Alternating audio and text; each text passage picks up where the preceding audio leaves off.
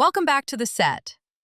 Have you ever noticed that exact moment when you're watching a series and you stop hoping the protagonist does the right thing, and instead, you start feeling this secret rush when she does everything wrong?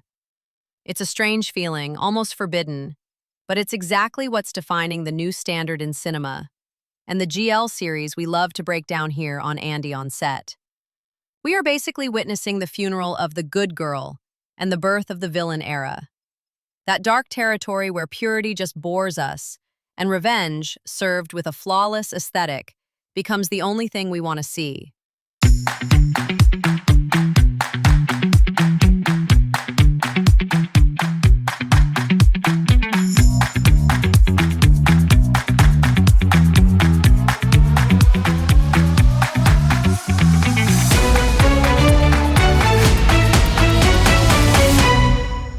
Just think about the massive impact of Becky Armstrong's teaser as Nanno.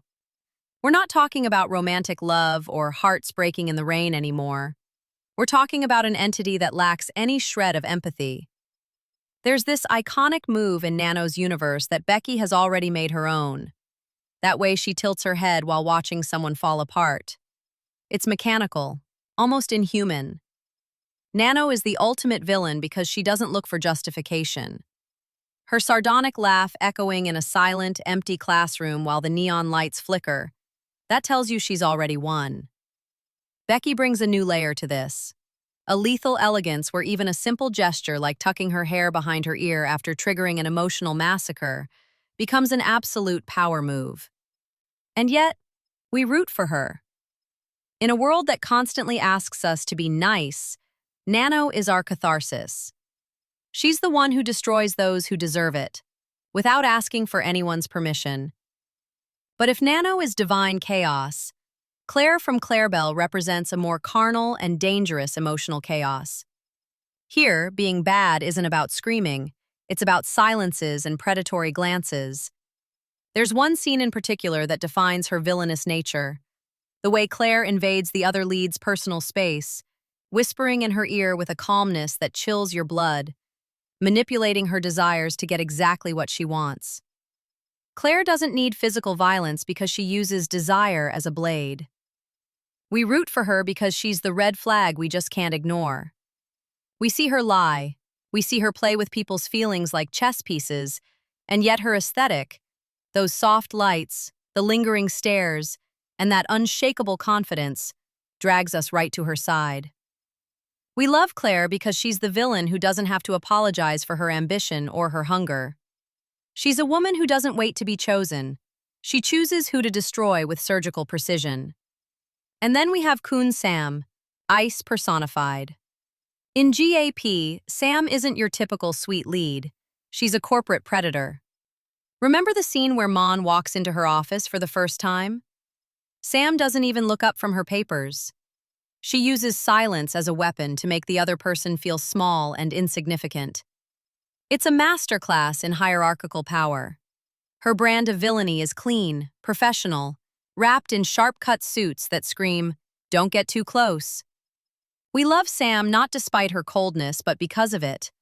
We love it when she brushes people off without an explanation or imposes her own absurd rules, because she represents a force of nature that doesn't compromise with feelings until she decides it's time. But honestly, we have to ask ourselves, is it really the badness that draws us in? Or is it something deeper? When you look closely, the charm of these characters isn't about evil for evil's sake. It's about the sense of control and superiority they project.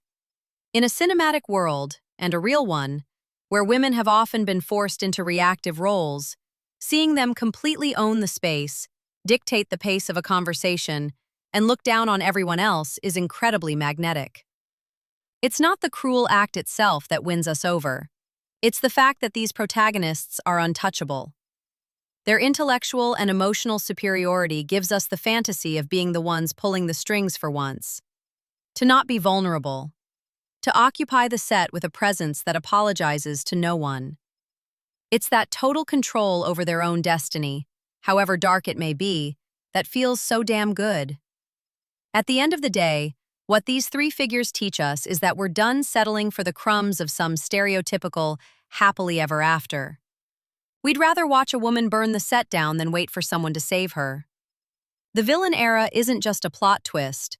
It's an aesthetic and psychological declaration of independence. We prefer a haunting smile over the truth of a sob, because in the reflection of those bad girl eyes, we finally see a freedom that good girls were never allowed to have. Maybe we root for them because, in a cinema made of rules, the villains are the only ones who actually seem to own their fate. And us, sitting here in the dark or in front of our screens, we can't help but be seduced by the beauty of their chaos. But hey, the real question is for you guys. What does it say about us that we can't look away from these controlling figures? Maybe we're just tired of perfection. Maybe we need to see chaos on screen to feel a little less alone in our own. If you've been mesmerized by Nanno's smile, Khun Sam's coldness, or Clare's psychological games, let me know in the comments. Who is your favorite bad girl and why can't you stop rooting for her? If you enjoyed this breakdown and want to keep exploring the secrets of the set and the psychology of the characters rewriting the GL rules with me, drop a like and subscribe to Andy on Set. Hit the bell so you don't miss any of our behind-the-scenes deep dives, because here, the set never stops. I'll see you in the next video.